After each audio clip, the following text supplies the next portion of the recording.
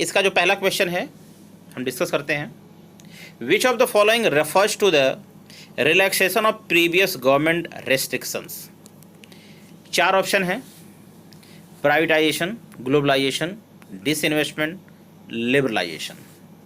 तो इसका सही आंसर है लिबरलाइजेशन। नेक्स्ट क्वेश्चन पे चलते हैं। क्वेश्चन नंबर 2, ये भी एमसीक्यू है। देखिए क्वेश्चन है, gate GATT was established in 1948 with countries as the global trade organizations। इसमें बताया गया है कि 1948 में गैट इस्टेब्लिशमेंट हुआ था। उस समय कितने कंट्रीज थे? ऑप्शन है 21, 23, 25, 27। एग्जैक्ट आंसर इसका है 23 यानी बी। नेक्स्ट चलते हैं। नेक्स्ट क्वेश्चन है, which of the following is an example of indirect tax. देखिए, income tax, wealth tax, GST, corporate tax. इसमें बाकी सभी 3 आपके जो है डायरेक्ट टैक्स हैं, केवल जो GST है ये आपका इनडायरेक्ट टैक्स है। डायरेक्ट टैक्स क्या होता है, इनडायरेक्ट टैक्स क्या होता है? That can be shifted on other person, उसको हम कहते हैं इनडायरेक्ट टैक्स। और that tax can not be shifted on other person, उसको हम कहते हैं डायरेक्ट टैक्स। नेक्स्ट क्वेश्चन चलते हैं।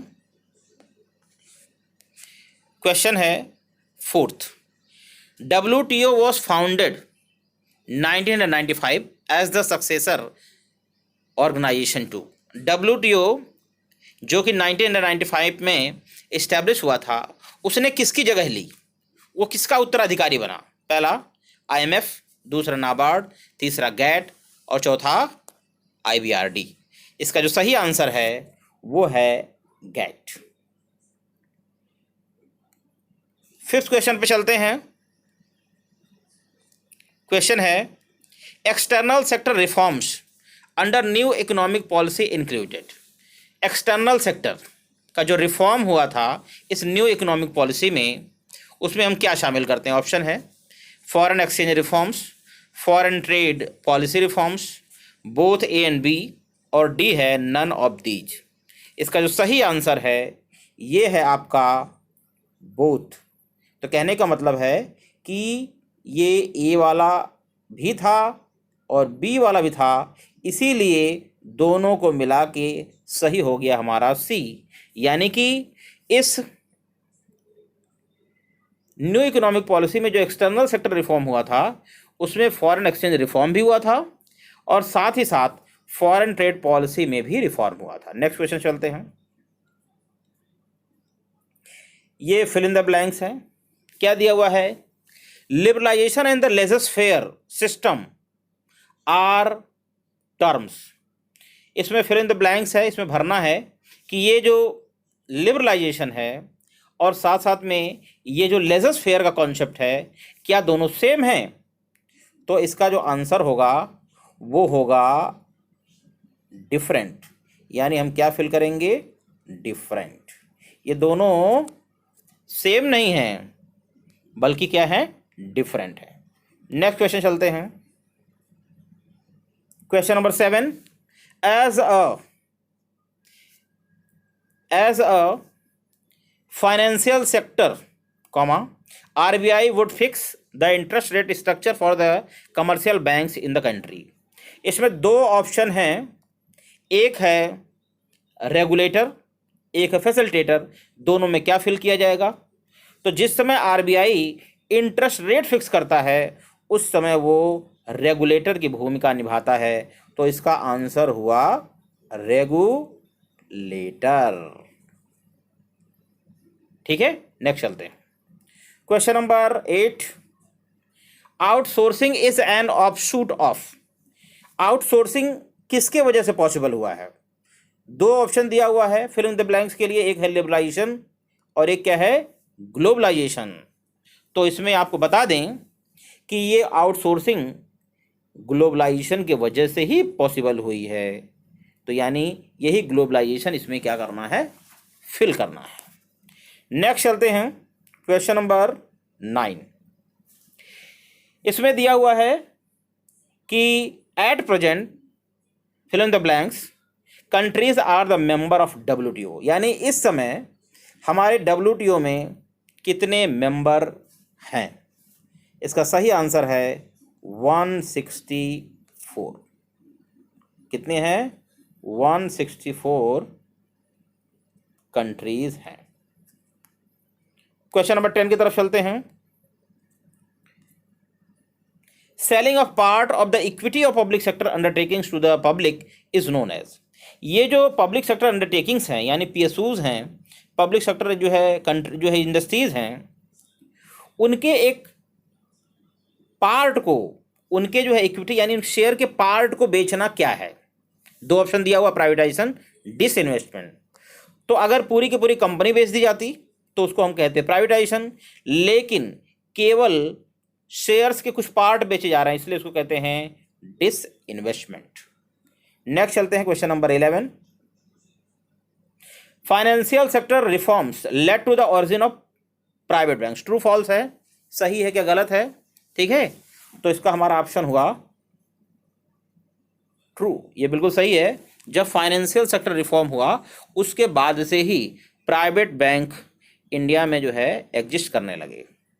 नेक्स्ट है economic growth along with structural transformation is called economic development. इसके पहले के वीडियो में हमने बताया था कि इकोनॉमिक ग्रोथ और इकोनॉमिक डेवलपमेंट दोनों सेम नहीं होते हैं, और यहाँ पे उसका सॉल्यूशन है, आंसर दिया गया है कि इकोनॉमिक ग्रोथ के साथ साथ अगर इकोनॉमी में स्ट्रक्चरल चेंज हो, यानी कि लोगों के लिविंग स्टैंडर्ड में जो है इंक्रीजमेंट हो, जो है सैनिटेशन अच्छा हो, हेल्थ फैसिलिटीज़ हो, एजुकेशन फैसिलिटी बढ़े, अगर ये भी साथ साथ में होता है तब हम उसको क्या कहते हैं, डेवलपमेंट कहते हैं। तो इसलिए ये क्या है, ट्रू। नेक्स्ट चलते हैं 13। The programme of the economic reforms in India was started on 24 July 1991। बिल्कुल सही आंसर है, तो इसको क्या कहते हैं, ट्रू। नेक्स्ट चलते हैं 14। Official lowering of the value of the country's currency in relation to other currencies of the world is called depreciation. ये भाई गलत है। अगर किसी भी कंट्री की डोमेस्टिक करेंसी की एक्सटर्नल वैल्यू करेंसीज की डिमांड सप्लाई की वजह से कम हो जाती है, मार्केट फोर्सेज की वजह से कम हो जाती है, तब उसको डेप्रिसिएशन कहते हैं। जबकि यहाँ पे जो है ऑफिशियली कम की जा रही है, जानबूझ के कम की जा रही है, तो यहाँ पे इसकी मीनिंग जो है डेप्रिसिएशन नहीं हुआ, इसलिए ये क्या है, फॉल्स। नेक्स्ट चलते हैं 15। क्वेश्चन नंबर 15 ये है मैच द फॉलोइंग है। इसमें जो है एक पार्ट में दिया हुआ RBI, BHEL, WTO, GATT, दूसरी तरफ जो है उनके बारे में इंफॉर्मेशन दी गई है। तो यहाँ पे मैं आपको बताता हूँ। सबसे पहले हम स्टार्ट करते हैं RBI के बारे में। तो RBI ये क्या है, ये हमारे कंट्री का क्या है, अपेक्स बैंक। फिर BHEL, भेल, ये एक महारत्न कंपनी है।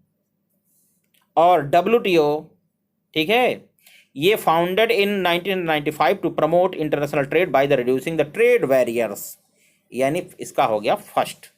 और जो GATT बचा, ये क्या हो गया, इस्टेब्लिश इन 1948। तो फर्स्ट का हो गया D, सेकंड का हो गया जो है C, थर्ड का हो गया A और फोर्थ का हो गया B। चलते हैं next question. Define devaluation. Devaluation क्या भाई, officially lowering the external value of a countries currency with rest of the world. जब कोई कंट्री की गवर्नमेंट या उस कंट्री का जो सेंट्रल बैंक है जानबूझकर अपनी करेंसी की एक्सटर्नल वैल्यू को रेस्ट ऑफ द वर्ल्ड की कंट्री की करेंसी के साथ कम कर देता है, तो उसको कहते हैं डिवैल्यूएशन। चलते हैं next. Why outsourcing is good for India, because there is more unemployment people in India. That's why outsourcing is good for India. 18. Name any two industries which are exclusively reserved for the public sector. वैसे तो इसमें दो जो है नाम आते हैं, एक आता है एटॉमिक एनर्जी, एटॉमिक एनर्जी, और दूसरा नाम आता है रेलवेज का। लेकिन रेलवेज के इंफ्रास्ट्रक्चर में भी गवर्नमेंट ने 100% जो है फॉरेन इन्वेस्टमेंट के लिए परमिशन दे दी है। तो अब हमारे सामने कुछ दिन में जो एक्सक्लूसिवली रिजर्व सेक्टर रहेगा वो केवल रहेगा जो है एटॉमिक एनर्जी। नेक्स्ट क्वेश्चन चलते हैं। Out of the loss making and profit making public sector undertakings which should be privatised. भाई किसका प्राइवेटाइजेशन करना चाहिए? तो ये जो लॉस मेकिंग कंपनी है, loss making PSUs should be